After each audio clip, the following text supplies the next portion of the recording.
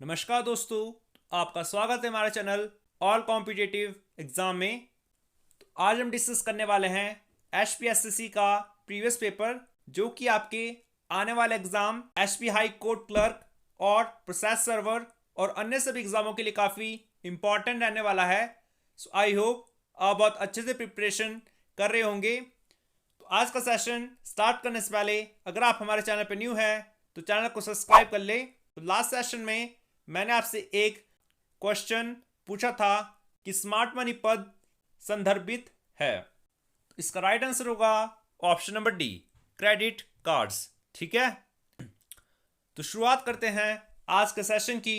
तुम्हारा पहला क्वेश्चन है, which of the following is the major sources of gross tax revenue for the government of India. निम्न में से कौन सा भारत सरकार के लिए कुल कर राजस्व का मुख्य स्रोत है? तो बताया इससे क्या आंसर होगा। आपके ऑप्शन है आयकर, निगम कर, सीमा शुल्क, सेवा कर। तो बताया इससे क्या आंसर है। इसका राइट आंसर होगा ऑप्शन नंबर बी, यानी कॉरपोरेशन टैक्स।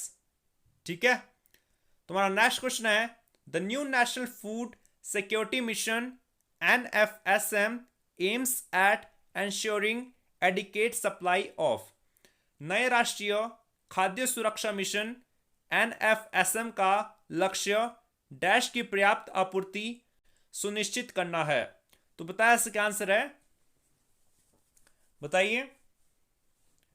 इसका राइट आंसर होगा ऑप्शन नंबर ए, चावल, गेहूं और दालें। अगर आपसे पूछा जाए अंतर्राष्ट्रीय खाद्य संगठन का मुख्यालय कहां पर है, तो आप आंसर होगा इटली की राजधानी रोम में। कहां पर? रोम में। ठीक है, तुम्हारा नेक्स्ट क्वेश्चन है, function to be assigned to panchayat by 73rd amendment of the constitution are mentioned in. 73वें संविधान संशोधन द्वारा पंचायत को सौंपे गए कार्य निर्दिष्ट किए गए हैं। तो बताया इससे क्या आंसर होगा, बताइए। इसका राइट आंसर होगा ऑप्शन नंबर बी, 11वीं सूची में। ठीक है, तुम्हारा नेक्स्ट क्वेश्चन है, निम्न में से किसने संवैधानिक उपचार के अधिकार को भारतीय संविधान का हृदय तथा आत्मा बताया है? बताया इसका क्या आंसर है। इसका राइट आंसर होगा option number C, doctor BR Ambedkar. तो संवैधानिक उपचारों का अधिकार यह है संविधान के आर्टिकल नंबर 32 में। ठीक है, तुम्हारा नेक्स्ट क्वेश्चन है, the department of atomic energy is under the administration of. परमाणु ऊर्जा विभाग किसके प्रशासन में आता है? तो बताया इसका क्या आंसर है। राइट आंसर होगा ऑप्शन नंबर ए, प्रधानमंत्री कार्यालय, प्राइम मिनिस्टर्स ऑफिस।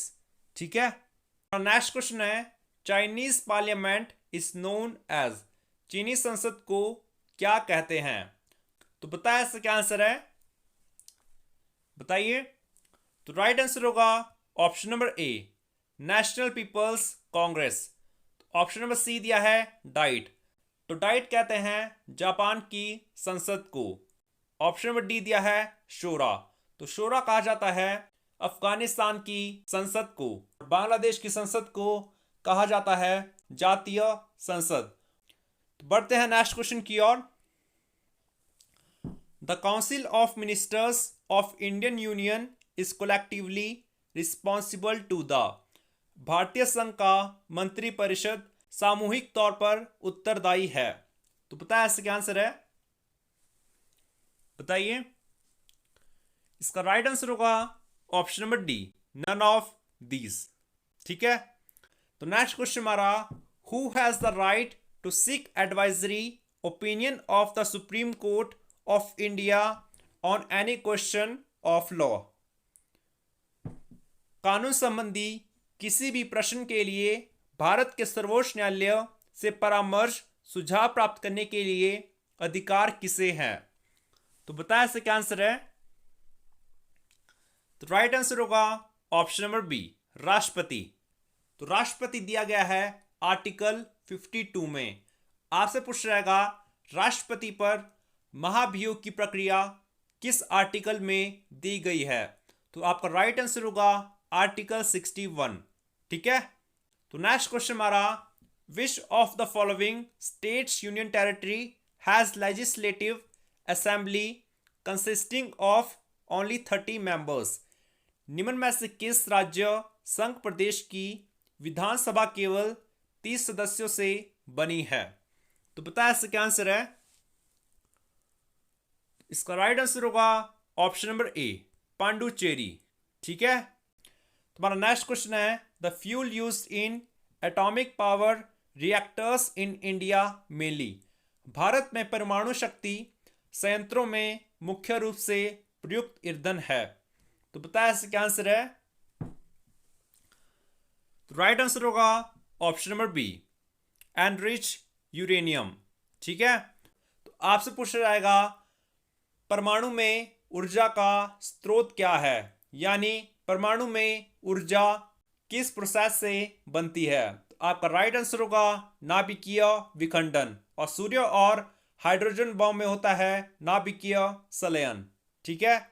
तो हमारा नेक्स्ट क्वेश्चन है, ब्रॉन्ज इज एन? ब्रॉन्ज है एक, आपके ऑप्शन है element, chemical compound, alloy, none of these. तो ब्रॉन्ज बनता है आपका कॉपर और टीन से। तो बताया इसका क्या आंसर होगा? तो इसका राइट आंसर होगा ऑप्शन नंबर सी, मिश्र धातु। तो हमारा नेक्स्ट क्वेश्चन है, फैट सॉल्यूबल विटामिन इज? तो जैसा कि आपको पता है विटामिन दो प्रकार के होते हैं, फैट सॉल्यूबल और वाटर सॉल्यूबल, यानी पानी में घुलने वाले और वसा में घुलने वाले। तो यह आपसे पूछ रहा है वसा में घुलनशील विटामिन कौन सा है? तो बताया इसका आंसर है, राइट आंसर होगा option number C, vitamin D. ठीक है। तो नेक्स्ट क्वेश्चन हमारा, artificial dialysis is recommended in malfunctioning of? किसकी अक्रियाशीलता में कृत्रिम डायलिसिस अनुशंसित है? तो बताया इसका क्या आंसर है? बताइए। तो ये आपसे पूछ रहा है किसकी अनुपस्थिति में कृत्रिम डायलिसिस किया जाता है? इसका राइट आंसर होगा आपका गुर्दे, यानी जब आपके गुर्दे आपके रक्त को साफ करना बंद कर देते हैं तो उसके स्थान पर कृत्रिम डायलिसिस प्रोसेस किया जाता है। ठीक है। तो आज का हमारा लास्ट क्वेश्चन है, यहां पर आपको शब्द वर्टिकल दिया गया है। तो आपको बताना है अगर इन अक्षर को वर्णमाला के अनुसार रखा जाए तो कितने अक्षर उसी स्थान पर रहेंगे। तो आप इसका आंसर मुझे कमेंट बॉक्स में बताएंगे इसका आंसर क्या होगा।